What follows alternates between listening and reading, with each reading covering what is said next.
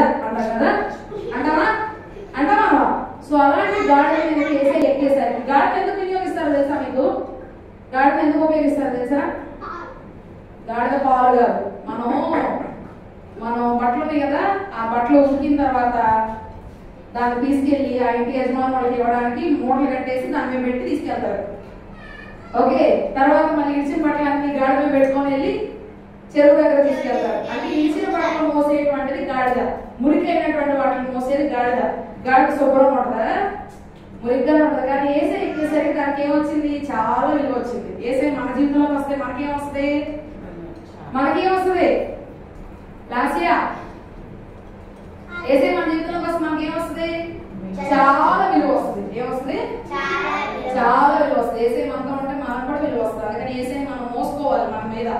యేసయ్యని ఎప్పుడు మోసుకెళ్ళాలంటే యేసయ్యని భుజాల మీద వేసుకోవడం కాదు, ఆయన యొక్క వాక్యాన్ని మనం జాగ్రత్తగా విని దాన్ని మన హృదయంలో భద్రం చేసుకోవాలి. అప్పుడు అది 30 40 100గా ఫలిస్తుంది అనమాట. కాబట్టి ఇప్పుడు మనం వెళ్ళేటప్పుడు ఏం చేయాలి అంటే, దావీదు కుమారుడికి అంటే ఏమనాలి? జయము. ఏమనాలి? దావీదు కుమారుడికి దావీదు కుమారుడికి జయము. ప్రభు పేరిట వచ్చువాడు అంటే స్తుతింపబడును గాక. ఏమనాలి? ప్రభు పేరిట వచ్చువాడు స్తుతింపబడును గాక. ప్రభు పేరిట వచ్చువాడు స్తుతింపబడును గాక. సర్వోన్నతమైన స్థలములలో దేవునికి మహిమ, దేవునికి మహిమ, దేవునికి మహిమ, దేవునికి మహిమ, దేవునికి మహిమ. సర్వోన్నతమైన స్థలములలో దేవునికి మహిమ. చెప్పండి నాన్న, సర్వోన్నతమైన స్థలములలో దేవునికి మహిమ.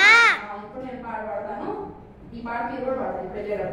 గాడిదనేనయ్యా, చిన్న గాడిదనేనయ్యా, యేసురాజు స్వారీ చేసిన గాడిదనేనయ్యా. గాడిదనేనయ్యా, చిన్న గాడిదనేనయ్యా, యేసురాజు స్వారీ చేసిన గాడిదనేనయ్యా. యేసురాజు వెళ్ళగా హోసన్నా హోసన్నా కేకలు వినబడగా హోసన్నా హోసన్నా. యేసురాజు వెళ్ళగా హోసన్నా హోసన్నా కేకలు వినబడగా హోసన్నా హోసన్నా. ఎగిరి ఎగిరి పరుగెత్తగా నా హృదయం పొంగుచున్నది. ఎగిరి ఎగిరి పరుగెత్తగా నా హృదయం పొంగుచున్నది. గాడిదనేనయ్యా, చిన్న గాడిదనేనయ్యా, యేసురాజు స్వారీ చేసిన గాడిదనేనయ్యా. గాడిదనేనయ్యా, చిన్న గాడిదనేనయ్యా, యేసురాజు స్వారీ చేసిన గాడిదనేనయ్యా. యేసురాజు వెళ్ళగా హోసన్నా హోసన్నా కేకలు వినబడగా హోసన్నా హోసన్నా. యేసురాజు వెళ్ళగా హోసన్నా హోసన్నా కేకలు వినబడగా హోసన్నా హోసన్నా.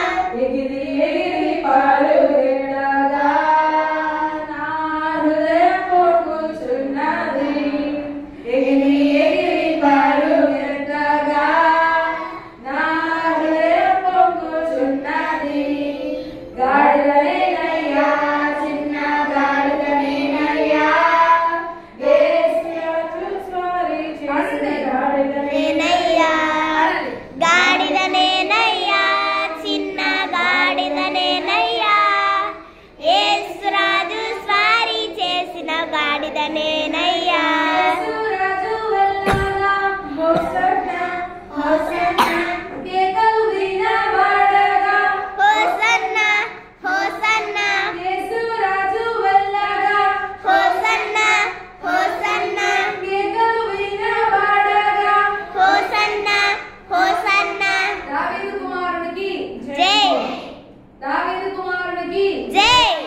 ప్రభు పేరిట వచ్చువాడు స్తుతింపబడును గాక. ప్రభు పేరిట వచ్చువాడు స్తుతింపబడును గాక.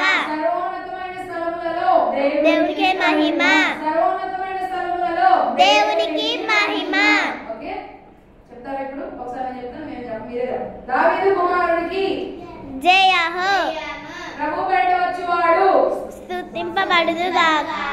సర్వోన్నతమైన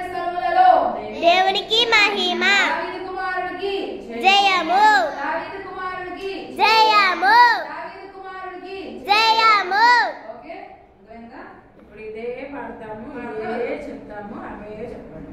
సరేనా?